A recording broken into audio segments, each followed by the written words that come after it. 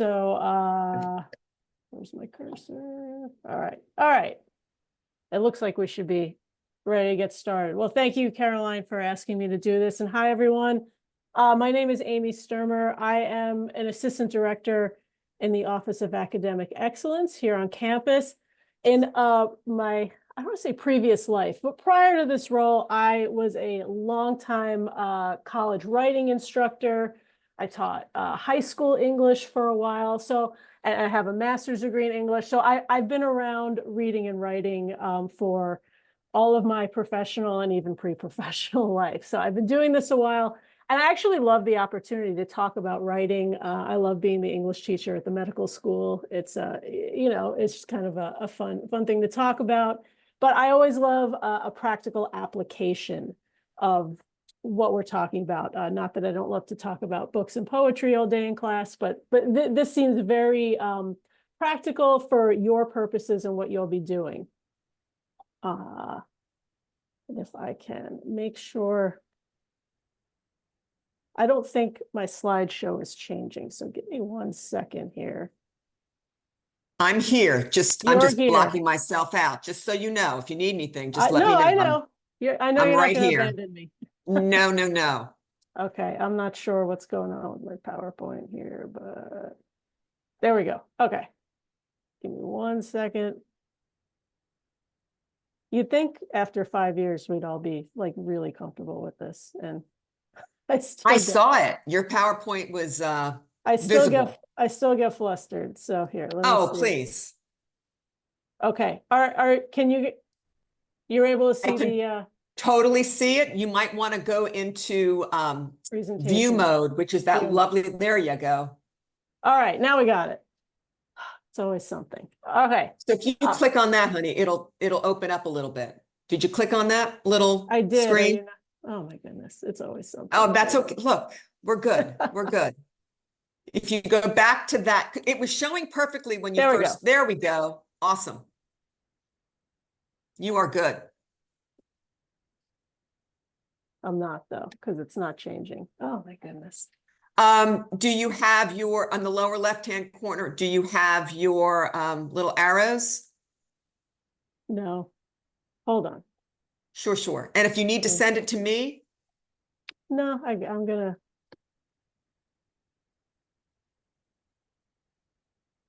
Everyone, I apologize. I'm usually okay at this. We're happy to have you.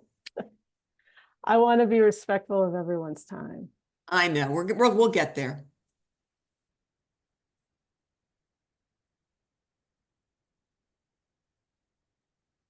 There you go. I see it. All right. It's still not working. You know what? I am going to just share my entire PowerPoint and rather than trying to figure this out on the fly. So give me 1 second and I will do that.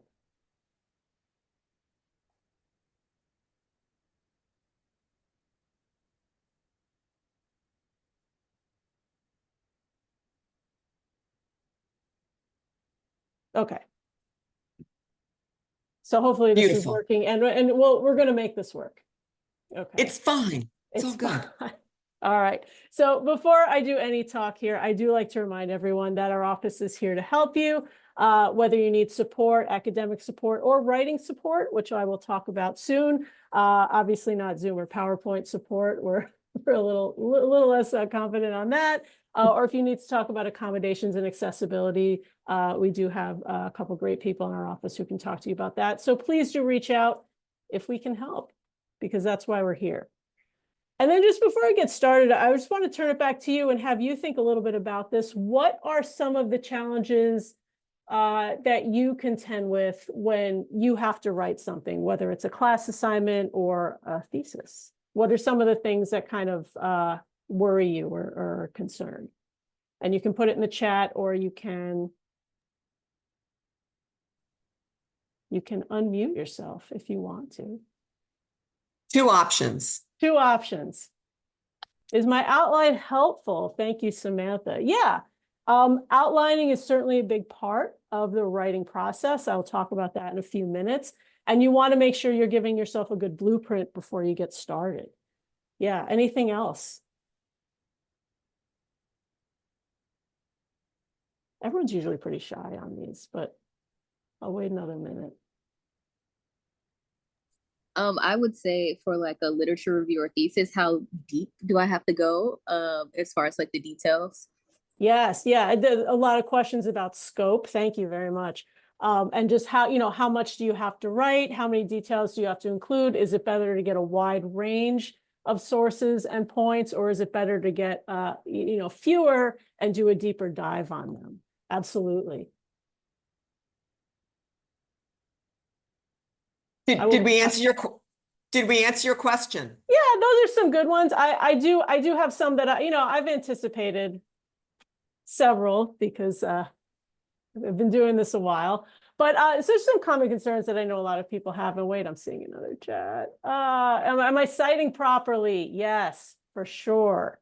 I'm going to talk about that also. And that's also on here. How do I cite properly? But for a lot of students, getting started is just a concern. It's especially with a thesis or a lit review, it's such a big project that taking that first step can be overwhelming. How much do you need to plan? A fair amount, and we'll get into that.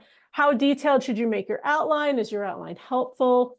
A lot of students wonder, do I have to write this in order? I'm having trouble with the introduction, and now I just have a blank page. We'll talk about that. For a lot of students, and I'm currently working with a lot of fourth-year medical students writing their personal statements, and they're just like, I know what I need to say. It all makes sense. I just can't get it on the page. That can be a huge block for a lot of students trying to write something. I'll give you some ideas for that. How much time do I need to spend revising and proofreading? Probably more than you think. We'll talk about that. And again, citation. I'm not going to get too much into citation. I know Caroline has been talking about that with you. And as we'll talk about, a lot of citation is making sure you look up what you're doing. So, but we'll get to that. I do like to acknowledge anytime I talk about writing that it's hard to do.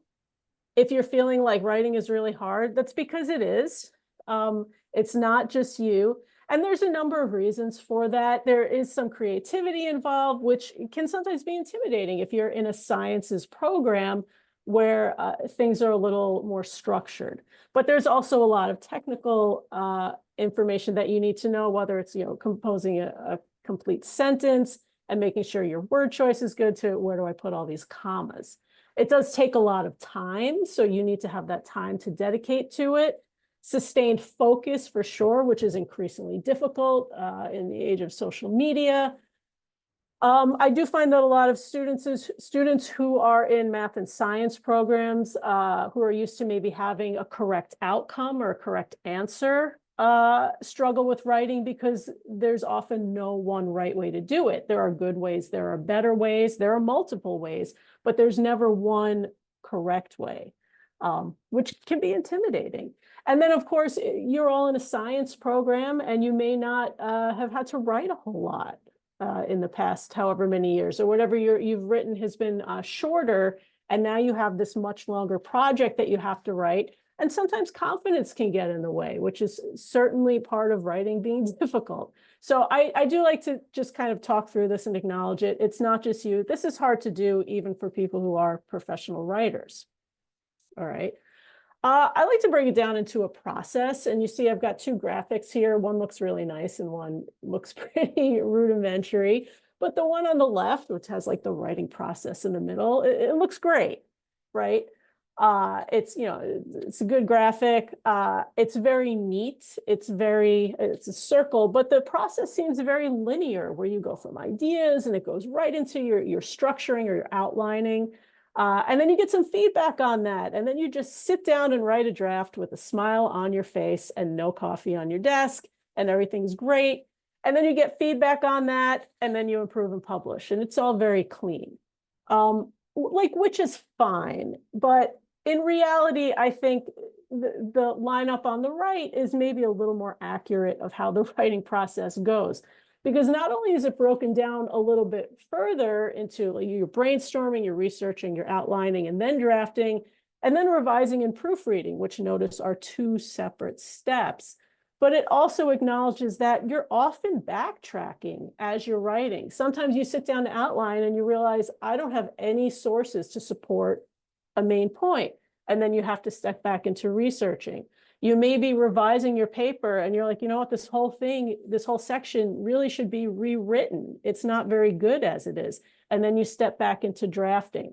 So it's not as neat, I think, as these graphics, which look great on a website. It's not as neat as they might, they might present it as. It does get a little messy, and there is some backtracking involved.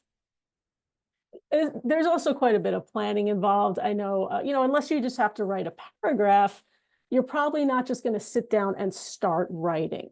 Always encourage students to create a schedule for themselves and to work backwards from that due date and say, hey, what do I need to do every day? First of all, to break this into smaller tasks, so I'm not like, the day before something is due saying like, oh my God, I have all this stuff to do. But you're breaking it into smaller tasks with measurable goals. So not just I'm going to spend 3 hours on my writing project. It's I'm going to read and understand 3 sources, or I'm going to write 300 words, or I'm going to outline the first half of my paper. So you have goals so that you can measure if you're being successful. If you put down, I'm going to spend 3 hours, you may have a very productive 3 hours. You may not. So I like goals. I think those always work. And of course, for some projects, there just is no due date, especially if you're writing something for publication and the due date is when you're finished. I strongly encourage you to make a due date. As we all know, projects tend to keep going if there's no hard deadline there. Deadlines are good. They're a little nerve-wracking, but they do keep the process moving. Things to consider in addition to when your assignment is due is your other commitments. Other things, life gets in the way. How much research do you have to do, whether it's in the literature review sense of looking up sources and reading sources, or if you're actually in the lab gathering your own data, how much time will that take? Scope, how many pages or words do you need to write? And then how much can you realistically do per day when you're in the drafting process? If you can submit an early draft for review, that will certainly impact your deadlines and, move those early deadlines up. And then just taking some time to reflect about what your pain points are and where you usually struggle. Even if you're all scientists, but you've done enough writing, at least in college, that you probably have a good idea of like, okay, conclusions are really hard for me, or getting the order is really hard for me. And just giving yourself a little extra time in those places where it's a little bit more difficult. So here's a sample writing plan. This is a 3-week writing plan. Obviously for different assignments, it'll be longer or shorter. But you notice this writing plan breaks things down day by day, so that you're maybe spending a day or two just coming up with ideas and writing your plan. And then you're giving yourself several days. You probably will need more than that, but several days to do research if you're doing a lit review. Obviously, if you're in the lab, that's going to take a lot longer. Giving yourself time to outline. And then when the drafting process comes along, how many words are we writing per day? Notice after drafting, you get a break, because you need a break for several reasons, and I'll explain why. And then you're giving yourself time for revision, and then maybe some time for peer review. Peer review is an extremely beneficial part of the revision process. And then you're taking some time to do, what in journalism is called line edits, but you're going carefully line by line, looking at the small stuff, so that when your due date has arrived, you've broken the task down into smaller pieces. It's all very manageable, and you're not up all night these 2 days trying to get your project done. So this of course is the ideal situation, but working backwards from that due date to say, okay, what do I need to do on each day to make sure that when the due date rolls around, I have a really good paper to turn in. This is going to help you get there. All right. So I can take this, point by point. We start with brainstorming and topics. I would often get asked when I was teaching college writing, it's like, well, do I write about what I know or what I want to learn about? And I think you're almost always better off with something you want to learn about, because that curiosity will keep you going. The familiarity can bog you down sometimes. You will get to a point where it becomes very familiar, but I always feel like if you start with something you want to learn about, that desire to learn will keep you looking and keep you interested a lot longer than familiarity. But you need some time for this. This is not like a 30-minute exercise. You do need some time to really think about your ideas, what your key points of discussion are. And then if you remember back to hopefully your college writing courses talked about pre-writing techniques, depending on how well you found these work for you at the time, you may want to revisit some of them, things like listing, where you're listing your main ideas, or just, key points that you want to discuss in no particular order. This is usually just for you. Clustering or mind mapping, if you're a visual person, and I'll show you an example of this in a second. Talking it out, I think, is really underrated in terms of how helpful it can be as a pre-writing technique. A lot of us can talk about things much easier than we can write about them. If you have a peer who is also in this position, it's a nice excuse to go out for coffee and just kind of talk about what you're doing. That can really get your ideas flowing. If you don't have someone you can talk to, it's weird, but talking to yourself, again, can get the ideas out. I'm a big fan of just dictating to text on your phone. It will give you something to work with. And again, this is a very early stage of the process where you just need some ideas to work with rather than a polished final draft. This is what a mind map looks like, or a cluster, and you may remember using this or seeing this in college. If you are a visual learner and you need to see things laid out spatially, this can be extremely helpful. That said, if you're looking at this and thinking, I have a headache just looking at this, I can't even imagine doing this, then this will probably not work for you. This is great for visual learners. I think it's certainly worth trying. I think the idea of mind mapping gets a lot more attention because I think it was in the 70s or 80s, and Caroline, maybe you remember this, though you were very young at the time. But some guy tried to market this to companies as like, this is going to revolutionize how your company thinks. And he tried to sell mind mapping as like a corporate tool for idea generation. He made a lot of money. I don't know how much it helped the companies, but anyway, it gets a lot of attention, and it does have its uses, again, especially if you're a visual learner. So you can take that for what it is. But once you have your ideas, research, and again, if you're doing a lit review, this is mostly looking at credible and reliable sources. And this is going to take a long time. Research, I was always amazed at just how much time I would have to spend in the library reading sources. It takes a long time because these articles tend to be dense. It will take you a long time to read the material. You need to think about the material, and especially how the different sources relate to each other. These things happen as a conversation.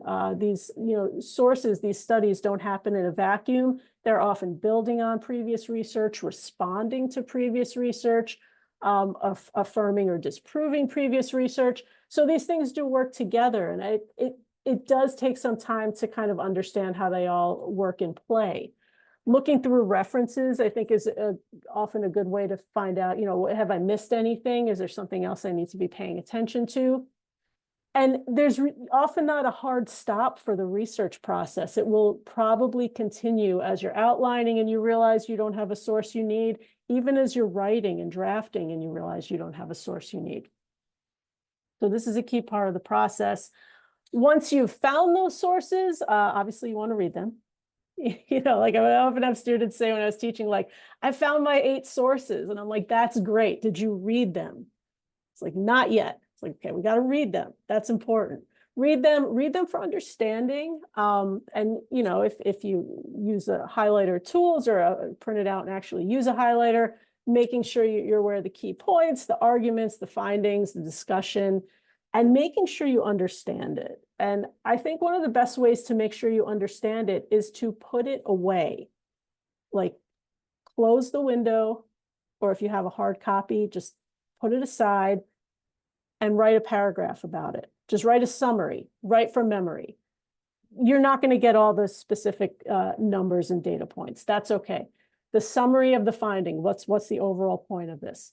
This will ensure that you understand it, but I want you to save those summaries because when you are drafting, you now have a discussion of each source in your own words, which will be very valuable. I'll talk about that in a minute. This is all connected. I feel like I'm saying I'll talk about that in a minute a lot. But writing those summaries is really valuable. All right, so now you've done your research or most of your research, writing an outline. This is typically just for you, although I believe for your thesis and sometimes for other projects, you will need to submit an outline or an abstract or some kind of pre-writing document to your advisor, and that's okay. But these are usually not very formal. I know in grade school, we were all taught how to write outlines with Roman numerals, and if that works for you, great. I feel like I'm never that fancy. I don't need the Roman numerals. Basically, what I need to have is my main points broken down so I can see them. And you can indicate on your outline where you're going to bring in your sources, what sources correspond to which points. I figured this out pretty early in college, and I like doing this on index cards because it gave me a chance to actually physically write something, but also I could lay them out on a desk. And if I wasn't sure of the order, it made it very easy to move things around and reorder them. So if that's something you want to try, I found that it works. Maybe it'll work for you as well. All right. Once you have an outline that you feel okay about, it's never going to be perfect because it's a pre-writing tool, then you can get into writing a draft, a first draft, not a final draft. You never want like perfect to get in the way of good. This is a first draft. This will go through revisions and edits. And at this point, we're interested in getting your ideas on the page, ideally into paragraphs. This is a good time to remind you that each paragraph should have a single subtopic and that larger discussions that all seem to be on the same topic are often multiple subtopics that can be several paragraphs. Just a quick paragraphing review, probably from a long time ago. A topic sentence is usually how you start the paragraph. This tells you what the paragraph is about. And then you want to be consistent in your subtopic throughout the paragraph so that what you're talking about at the beginning is still what you're talking about at the end, okay? And then transition words, making sure your ideas flow between paragraphs. I could easily spend 20 minutes on that, but if you struggle with transitioning, there are a lot of online resources. There are lists of transition words that you can use between paragraphs. So there is a lot of help out there for that. All right. Drafting can sometimes devolve into like a series of summaries. And I think that's something you want to avoid. You want to be in control of your paper and use your sources to support your paper, not create it. All right. If you're finding that you're talking about a certain point and you don't have any support, you may find that you need to step back into your research phase. And that's okay. Again, it's not always so neat and linear. Students will often ask if they have to write their paper in order, and the answer is no. You don't do any of this in order. It has to be turned in the correct order, but nobody knows how you write it. If you know anything about movies and how movies are shot, fiction, drama, comedy, any of those kinds of movies, they're never shot in order. They're just edited in order so that the final product is in order. They will shoot, whatever scene fits the shooting schedule. So whatever paragraphs or discussions fit your writing schedule is what you should write. Introductions are hard, and sometimes it's hard to know what you're introducing if you haven't written it yet. So rather than struggle, for a day or two with your introduction, leave it to the end. Obviously, you need to write your conclusion at the end. It's hard to conclude if you haven't written anything. And conclusions are tough because at that point you're just mentally done and don't want to look at it anymore. And you're like, I've said what I need to say. You do need to conclude, and those usually come at the end, but write it in the order that is most efficient for you. and then put it together. I don't know if anyone still writes longhand. I think at least, initially that might be a good way to work some ideas out, but I understand that you were all probably raised writing on computers. So if that's what's comfortable for you, then that's what you should use. And again, talking it out if you're struggling, it can sometimes be hard to take like this abstract mass in your head and put it into words on a page that is actually understandable by someone else. There is evidence to support the idea that talking it out is useful, specifically for scientific papers. All right, so not just any paper, but scientific papers. If you want to look this up, you can. I'm not suggesting everyone go read this. But in reading this, the researchers were like, this is pretty interesting phenomenon. And I was trying to think, okay, well, why is it so much better, or why is it equally as good to dictate as it is to actually write? For me, and this is something that I've always talked about in my writing classes, when you're writing, it's a slow process. It takes time. Whereas many of us are very comfortable just talking about what's in our head and what we're thinking about. It's a little more comfortable process. We can talk often at the same speed we can think, whereas we can't write or type at that speed. Some people can type that fast, but I'm not one of them. So sometimes talking about it first and even transcribing what you're saying into text can be more helpful. So I would encourage you to use this. If you find it's like the tyranny of the blank page, then don't be scared about it. Give yourself some text on there. It'll be a mess when you transcribe it, but it will give you something to work with. All right. Synthesize. This is often a word that comes up when you're writing a literature review, where they're like, you have to synthesize your ideas. And it's like, well, what does that mean? It's basically words with Z's are always fun, but it's basically a nice word for creating a coherent discussion out of a lot of different ideas. So you're not just writing summaries, so that by the end, your discussion is a whole narrative that's greater than the sum of its parts. All right. So I said, like, don't simply summarize, then the next, then the next.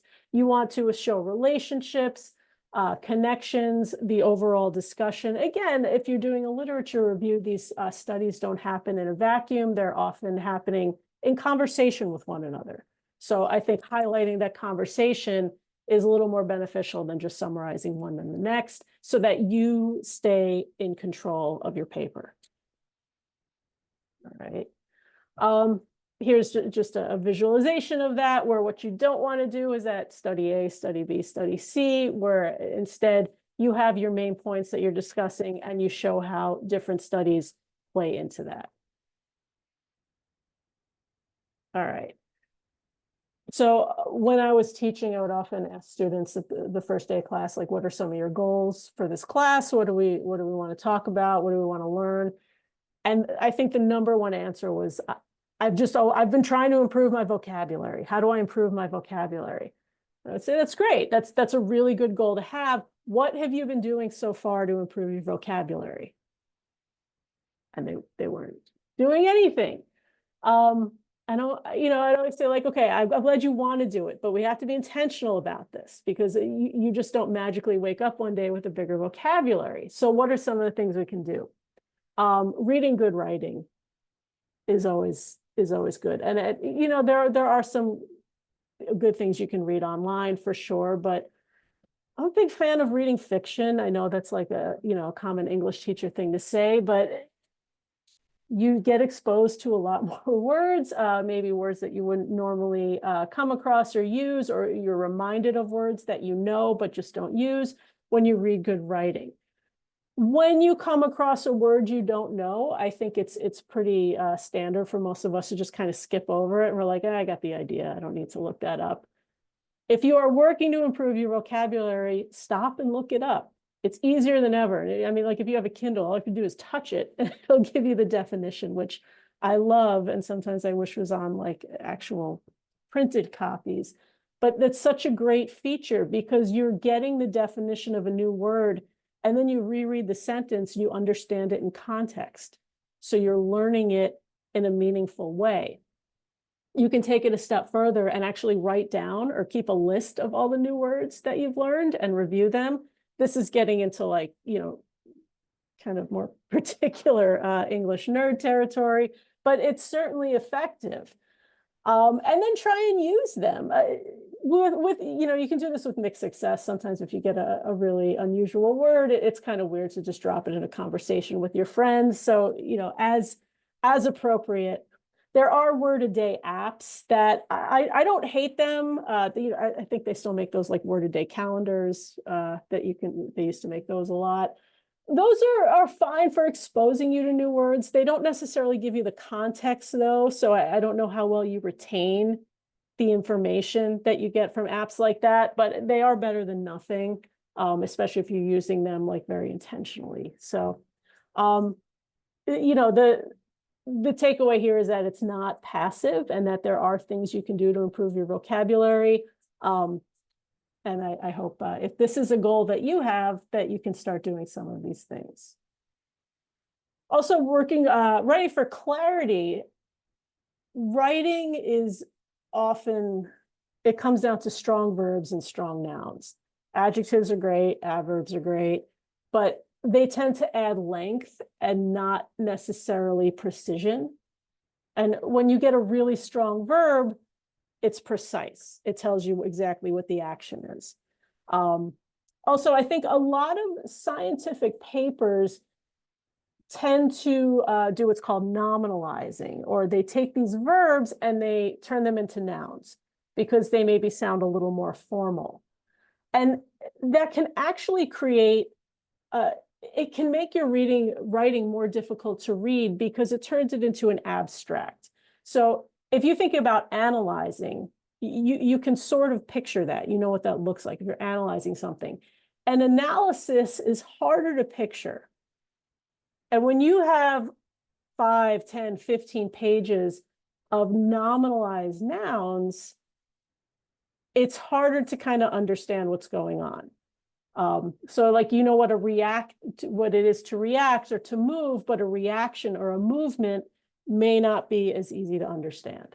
So wherever possible, keep your strong verbs. And then what doing this forces you to do then is to use is or was as your main verb, which is fine, but it's a little less interesting.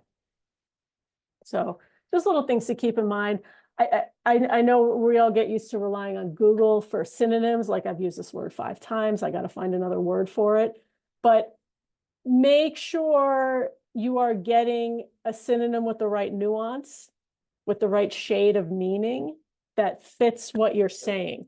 My favorite example, and Caroline, I think I told you this, I had a student who was writing something on motor skills, and they kept saying motor skills and motor skills and motor skills. And I could see the exact point where the student was like, I got to find another word here. And they found engine. And they started writing engine skills. And I'm like, what are engine skills? And I was like, oh, they looked to Google for a synonym. And this motor and engine are the same thing in some contexts, but not this one. So that student and I had a talk about relying on Google for synonyms. So make sure if you are doing that, it's the word you want to use and not one that's sort of close. All right. I always need to talk about plagiarism. It's kind of one of these things I hate to talk about, but I don't want you to have to contend with it. I'm sure you've had this before. Plagiarism is presenting someone else's work as your own without citation. A lot of times when we think about plagiarism, we think that we're thinking of a whole essay, but really it can be a paragraph. It can be a sentence. It can be a sentence with 1 or 2 words changed. If you do that enough times in a paper, you're going to raise some eyebrows. Okay. It's usually not intentional, though. I've taught for over 20 years.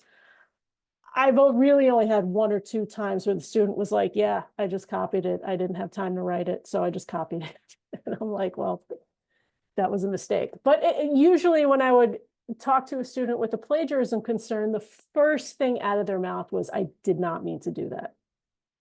And I know, it's like, you're all good students. You don't want to deal with this. So it is often unintentional. Why does it happen? A lot of times you forget to paraphrase. You're paraphrasing so closely that it's almost identical to the original. Maybe you intend to put a citation in and forget. You intend to put quotation marks and you forget. You wrote it down when you were making your outline and you didn't put quotation marks, and then it ended up in your draft. So you intended to reword it, but it just didn't happen. There's lots of reasons why. And, like the bigger the project, the more you forget what's yours and what you took from a source. And if you don't have that shorthand developed to say, like, hey, this needs to be reworded, you forget. It's usually fairly innocent. It's usually something that, as an instructor, I was always to be like, okay, I need you to rewrite this, and, we're going to learn from this and not do it again. Sometimes, the higher the stakes, the fewer chances you may get at something like that. So avoiding plagiarism altogether is usually the best bet. A couple things you can do to avoid it. Remember when I said write those summaries when you read your sources? That will give you your own language to describe each of those sources, right? Because you've done it from memory. It is very hard to come up with your own words when there are perfectly good words in front of you. It is remarkably difficult. You think like, oh, I'll just read this and write my own words. It's hard to think of new words when there are really good ones right there. And I think a lot of students just kind of fall into the trap, like, well, I'll just take one or two, but then it always ends up being more than you think. If you have concerns, compare what you've written with your source and make sure there's enough of a difference there. If you have main ideas, if you have data, if you have statistics, these all need to be cited. And I would err on the side of caution. I always tell students, they're like, should I cite it? Should I not? I'm like, if you cite it and it could go either way, it's probably not going to be an issue. If you didn't cite it and you should have, you may have a problem. So I would say err on the side of caution and really work on your paraphrasing and summarizing skills. Obviously, writing those summaries from memory is a really good first step, but this brings me to my next question. What is the difference between summarizing and paraphrasing? Any thoughts on that? Don't be shy. If you want to send a secretive chat to me, don't be shy, but I'm also acknowledging you may not know. So if we don't hear from anyone, oh wait, there's a chat. Okay. Oh, so, I'm not. So Ness, I do see your chat. I will respond to that in a minute. I'm getting to that, I promise. Okay. So no one's responded to this. That's okay. Because they are often used interchangeably, but just so we're understanding, when you write a summary, it's you're taking a longer piece and distilling it down into a very short explanation. There's usually not a lot of room for fine details. This is a big picture understanding of the piece that you're summarizing. Whereas when you're paraphrasing, you have a shorter piece and you're kind of putting that shorter piece in your own words, okay? Paraphrasing is where you get the most potential for plagiarism, because the shorter the piece that you're trying to paraphrase or reword, the harder it is. And I will also say that paraphrasing doesn't just mean inverting the sentence, right? Unless that's the assignment, but at this stage of your education, you're not going to be asked to invert any sentences. And it's not just finding synonyms, it's rewording it in your own words. And I have found that, especially in the sciences, students will paraphrase when they really should be summarizing. I unfortunately seen more than a few drafts where it just seems like a student is taking the abstract and pulling a couple sentences from this abstract and that abstract and stringing them together. And it kind of sounds okay, but it's not cohesive, it doesn't flow well, and it's not their work. Okay. Again, here is where writing those summaries becomes really valuable. It gives you your own language to describe things. All right. So again, not writing with that original nearby or open, it is so tempting to, but try to break that habit. Working from memory, again, checking it back and citing properly. There are paraphrasing bots. Not a huge fan. They're not going to do what you can do. And again, improving your vocabulary and feeling more confident in your word choice is always going to help. So here's an example, and I pulled it from that Mind to Paper dictation paper that I talked about a few minutes ago that supported the idea that talking through your paper is as good a way to start as writing it. So if you look up here, this is the sentence from the paper. It says, Mind to Paper dictation for scientific writing is an effective method for production of scientific papers of good initial quality, even when used for the first time by inexperienced scientists. Okay, that's a direct quote from the paper. And it kind of sums up what the paper is about. Here's an example, I would say, of what not to do. Okay, this is an attempt at a paraphrase, not really successful, because it starts Mind to Paper dictating. Okay, so it's not exactly the same, but it's pretty close. Science writing is a useful way for the creation of scientific papers of effective quality, even when used for the first time ever by new scientists. Okay, so it's not exactly the same. So an inexperienced writer might be like, well, it's not plagiarism, it's not exactly the same. Plagiarism has to be identical. Maybe if you have one sentence like this in your paper, it's not going to raise any eyebrows. But this is a habit that tends to kind of keep going. You can see how similar this is to the original, right? It's not exactly the same, but it's pretty close, all right? This is not an effective paraphrase. This is where you get the concerns for plagiarism. Whereas if you put the paper away, you don't have these words in front of you, right? And you're able to write from memory. Maybe you remember that it was 2013. So in a 2013 experiment, researchers found that 12 young scientists were able to successfully compose papers suitable for publication by dictating their initial drafts rather than writing them. It's the same point. It brings in a couple details, which is fine. It's the same point. The language is your own. Okay. This would be a more successful paraphrase. So these are the kinds of things that you want to think about as you're using your sources. And again, not having that original language in front of you is going to kind of free you up to use your own words, and it will give you the language to incorporate in your final paper. All right. Turnitin. We all use Turnitin, right? We like Turnitin, or there's the Safe Assign. There's a couple others that get used a lot.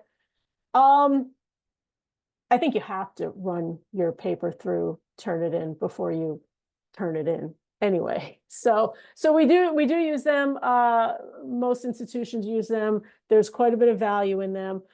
Professors use them too, to make sure that student writing is original, and they're pretty good. They're not perfect.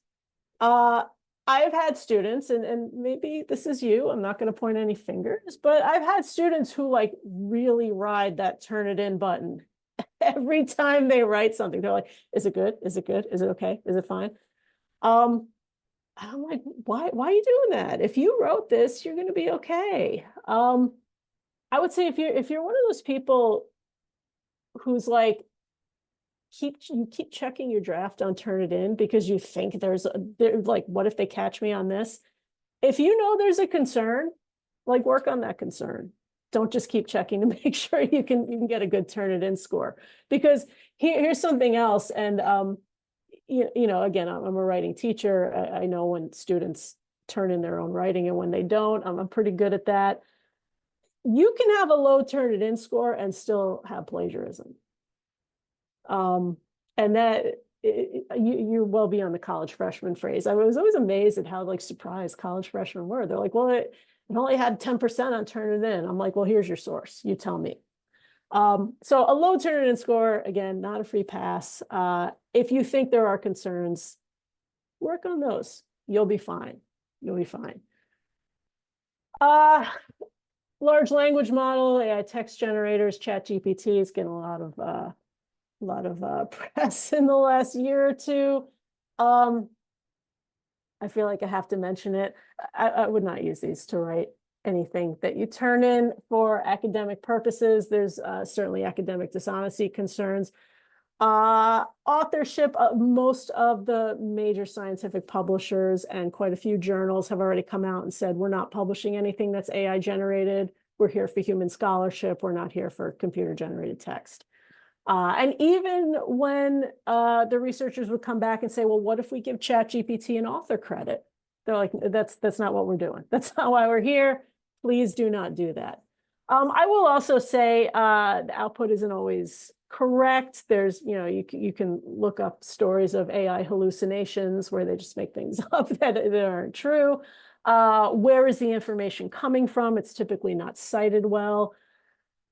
It's one of these bad habits to get into. You know, writing is like, it's a process and it's a muscle. And the more you do it, the better you get at it. If you outsource it to a computer, you will never get better at it. I will also say, I don't know what the detection is on, you know, for your thesis or for any other, for journals. I feel like detection is going to get better and better as the AIs get better and better. You know, it doesn't happen without detection. And I think at a certain point, if you're tempted to use one of these, you kind of just have to, you know, ask the existential question of like, well, what are you even doing here? Like, what's even the point of education? Is it to get better at what you're doing? Is it to outsource your assignments? That's really all I want to say about that. I do think there is a place for AI in education. I'm just not sure having it write your papers is it. There are certainly good AIs that will go through and suggest like grammar corrections and better sentence structure. I'm mostly okay with those, but as for generation of text, I think that's your job. Okay. Revising and proofreading, I'll put them together just for the purposes of this slide, only to say that papers always look finished before they are. When I was in grad school in the 90s, I had a professor who would like lament this because he was just like, you know, the students write their papers on a computer and it looks really good, but then you read it and it's not. So, you know, he had a point. And also to say that your first draft is not your final draft. Rewriting is part of the process. And giving yourself time between drafts, remember there was that break in the writing plan, that lets you become unfamiliar with it. When you have written something and spent the past however many hours on it, you don't want to read it at all. And you're just going to read through it and you'll be like, yeah, it's fine. It's too familiar. You're too close to it. Put it away for a day or put it away for as much time as you can comfortably. So sometimes deadlines are close. But that's the importance of the writing plan. I would also urge you to save your draft. Sometimes you take something out and you're like, you know what? I want to put that back. And then you'll still have it. All right. When we're revising, we're talking about big picture concerns. So, you know, everything I have on here, organization, support, details, and flow. Do we have all the support that we need? Do the details support what I'm saying? Are the transitions good? Is it organized well? I always think it's a good idea to print it at least once. Sometimes it's easier to read on a hard copy than it is to read on the screen again. And, you know, get yourself a red pen or whatever color works for you that's contrast to the ink and mark it up. I think reading out loud is important. It's good to hear what your writing sounds like. It's also important to read what's there and not what you think should be there, what you want to be there. So go slowly And unfortunately, once is probably not enough, especially for, the longer the project, the more time and the more read-throughs you need to give this part of the process. All right. Then when we get to proofreading, we're looking at the smaller stuff. Are the sentences correct? Is my word choice good? Are the commas in the right place? You're also going to make sure that autocorrect has not done you a disservice and put in a word that was close to what you typed, but not really what you meant. My favorite example of this is when students try to write the word definitely, and they may not have written the word definitely all that much, or when they text, they just write DEF, so they don't write it all the way out. And then they have to write the word definitely, and they put an A in it, because in a lot of regional accents, it sounds like it has an A in it. And students will write DEFINATELY, and autocorrect sees that and says, oh, you meant defiantly. And it will write defiantly. And now you have defiantly in your paper, which means something very different. So little things like that, from and form often get transposed. Autocorrect is often good, but not always good. So you want to pay attention to that. Reading it out loud for sentence structure and punctuation is important. I also think, especially if sentence structure and grammar is something you struggle with, read your paper backwards. Go one sentence at a time, and that will take all of your focus away from the flow of your paper and put it directly on the sentences themselves. And that will help you make sure that each sentence reads well. Okay. Peer review is extremely valuable. This is the old trade papers. It wasn't just because your English teacher wanted an easy day. There's quite a few benefits from this process. When you read someone else's paper, it's much easier for you to pick up on things that need to be improved. But then you're learning how to look for things that need to be improved, and you become better at that when you look at your own paper. And of course, you're getting thoughtful feedback on your own work. So if you have the time to make this part of your process, especially if you and a friend or you and a classmate are both working on a project, give yourself the time to kind of get together and trade papers. It really is helpful. I know we're almost out of time. Just this is my only slide on style and citation, because I know you've gotten more of it, but students sometimes get intimidated by citation. It's following directions. I promise that's all it is. It's very particular directions, but just follow the directions. And you don't need to know how to do this off the top of your head. There's so much guidance out there. Go to the APA website, look it up. It will tell you exactly how to cite everything. Almost every scenario you can think of. You're like, well, this is a YouTube video. How do I cite it? It's out there. They'll tell you exactly how they want you to cite it. If you are in doubt, always look it up. Style requirements, whether for your thesis or if you're submitting something to a journal, style is just a citation, and then the formatting, they want things to look standard so that it looks like all the articles in the journal go together. You can always ask for that. There is a GSBMS thesis style guide. Every journal has its own style guide. It's probably easy to find online, or you can ask for it. There are citation generators. They're okay, like 80% of the time. Don't turn in citation generator results without reading them. I have caught plenty of mistakes, even from titles to just like what to capitalize. These are very particular, and it's important to follow these things, because you may find that, especially journals, this is an easy way for them to kind of weed out papers they're not going to look at. It takes a lot of time to review papers. If the author cannot be bothered to follow the citation and style guidelines, they will not be bothered to read it. So it is kind of particular and nitpicky, but it's there to keep things standard. It's there for a reason. And then finally, help is available on campus. I've put our writing support inbox email on there. You can contact us anytime. I review this inbox like 95% of the time. We can make an appointment to discuss your assignment. You can send in a draft for review by email. either by me, or I do have a small team of peer learning partners who do writing review for me. So sometimes they'll handle the class assignments, anything with personal information, I try and keep in office, and I'll do that myself. If you have to write a personal statement, a CV, a cover letter, any professional writing, I'm happy to review it with you. Whatever you need, get in touch. I've certainly worked with students on their, reviewing their thesis for them. If you are writing something for publication and you or a fellow student are the first author, we'll be happy to review it for you. Unfortunately, we don't have the resources to review for professors, but if you or a fellow student are the first author, we will review it for you. And of course, the last edit is yours because your name is on the paper. All right. That is what I have. Thank you so much. I am happy to take questions. I can hang out for a little bit. If anyone has questions, you're welcome to email me anytime. I can stop sharing and I'll put my...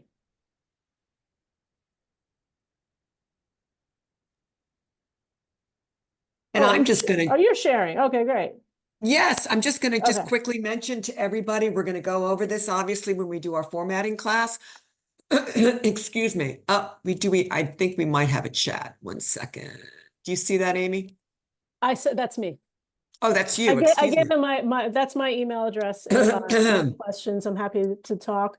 Also, you can contact us at our inbox, which I'll put in there as well. Okay. Wonderful. Thank you. Thank you. This was great. And I know very helpful. I want to make sure everyone is aware. I know I repeat this all the time in the classes that we have, but we do have a GSBMS thesis prep guide. It's very easy to find. Go to our library homepage under research guides. Not quite sure why I just lost my voice because I wasn't even talking. You can type in GSBMS thesis prep, click on search, open that up. And here we have the GSBMS forms and guidelines. You can access them through Turo. The thesis guidelines are right here. These are the guidelines that were created by this Graduate School of Biomedical Sciences, Dr. Larea and Dr. Thompson. It gives you examples of how to format your paper, how to cite. Your school uses APA 7th edition. There are examples in that guidelines as to how to cite using APA. As Amy said, it's following the formula. But that being said, reach out to me and I can certainly help you. We do go through that in our formatting class, which will be in mid-December. But on the GSBMS thesis prep guide, we have a link to our APA LibGuide, which will also, we have the print book available in the library. We have 3 or 4 copies. We also, this is information will take you right to everything you need, citing textual resources. And also, as Amy said, the APA style blog is so helpful. But I just wanted to make you aware of that. And we have a couple of chats. Thank you. Are there any other questions before we let Amy go? Hi, Amy. If I you have a think of it question. later. Yeah, go ahead. Thank you for a great presentation. I learned a lot. When you said something about when you proofread, you could read backwards. Do you mean you read the sentence backwards, or you read like how you? No, I'm just read it yeah. one sentence at a time. Oh, okay. Like read the whole read the sentence in order, but read it one sentence at a time. Because a lot of times when you're reading it, in order, when you're reading it front to back, you're also paying attention to the flow, to the details, to how the whole conversation is going. When you read it, when you read the sentences discreetly, individually, you stop focusing on that, and you're just making sure that each sentence is grammatically correct. Okay. Yeah. All right. That makes Sorry sense if that to wasn't me. clear. Yeah, it probably makes more sense. And then when you were, so the main difference between summarizing and paraphrasing is that, just from I mean, I'm just trying to put it in my own words. Mhm. Essentially, it's that paraphrasing is more of your, like your thought process, your analysis of what was summarized. Do you start with summarization and then you go into paraphrasing? If you're having trouble kind of doing that, what is a, maybe a tactic that we can use? So I think when you're summarizing, it's the bigger picture stuff, right? Mm, Like you would write a summary of, it's always easier when you're thinking of like things you're more familiar with. When you could write a summary of a movie, like a 3-sentence summary. You may not be too young to remember TV Guide, but it was like they would take Gone with the Wind and distill it into 2 sentences, like a 4-hour movie. mm, That's a summary. But when you're paraphrasing, you're taking a more specific idea. So like you maybe paraphrase a sentence or a paragraph. It's a finer detail that you're putting into your own words. And again, that's where you can kind of run into plagiarism issues, because it's a smaller space that you're trying to reword. It's much easier to take these large ideas and put them in your own words. So that, that's why I Oh, said, okay. don't work with that original in front of you. Try and work from memory, at least at first. And that will kind of help you get your own language to describe things. Right. And then I think the struggle that I'm having is that Mhm. my literature review is so large that I have Yeah, to, I, I guess, do each step uh differently, or not differently, at different times. And I don't know, is it that I should um I forget stuff, so I can't do things out of my own memory yeah. really well. So I don't know. Do I do it in steps? You have to break it down into smaller Okay. steps. And sometimes if you have a really long paper that has like discrete sections, I think you Mhm. can almost treat each discrete section as its own As his project. own project, right? Yeah. I mean, Yeah. break it down into manageable pieces. Because Samantha, remember, as Amy said, the summary, in some respects, is the synthesis of the entire paper. Whereas the Hmm. paraphrasing are what you're using specific examples to describe a specific point.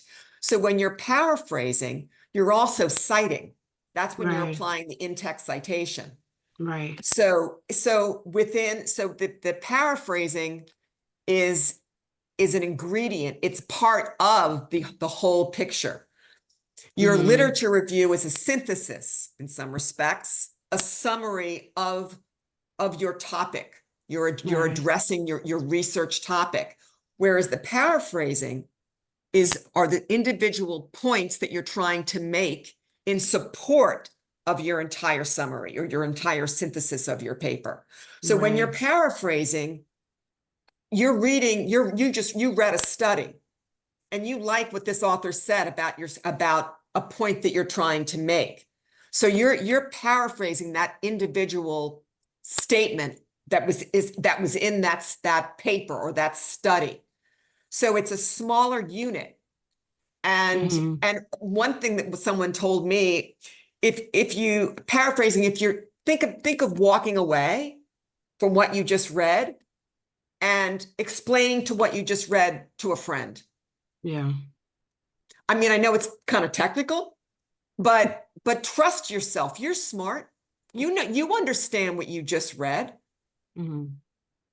Doesn't have to be, it has to be in your own words, because if the more you understand what you just read, the easier it will be able to write it in your own words. Mm. Does that make sense? Yes, it does. And then the last question I had, or the last point, um, you said something about, I don't know, I can't remember what slide it was, but you said nouns are better, or adjectives are better than, can you Yeah, go yeah. over So that again? strong nouns and verbs. Writing is Strong always noun. strong nouns and verbs. So it's one thing. It's one thing to say uh, like you run very quickly, Mm-hmm. but if you say you sprint, it's a little more Oh, precise. right, right, Okay. I right. mean, that's a very basic example. But A when you good have like example. run very quickly, it's like you have a couple adverbs in there. So like you're Mm-hmm. modifying the verb. It kind of gets the point across. And I think also like, you know, as undergrads, students are always looking for ways to make the paper longer, Yeah. right? So it's Mhm. like, well, why say sprint when I could say run very quickly? That gives me 3 words instead of 1, you know, because professors impose, you know, writing word count minimums, and you want to meet that, you want to make your paper look longer. I think at this point, you know, where you are in your academic journey, it's more about precision and efficiency. You have a lot to say. You don't need to make it longer, Okay. you know. So So it makes it it's more just succinct. Makes it it more makes it more succinct. succinct, and it makes it more specific. And Mm-hmm. it's easier. Again, if you can picture something, your writing will be easier to understand. So the Mm-hmm. faster and the easier you can picture it, the more understandable your writing is. The point of writing is always to be understood, right? It's not to use all the big words that you know and try and hope they make sense. Vocabulary is important, but clarity is, I think, your priority. All right. Thank you. Yeah.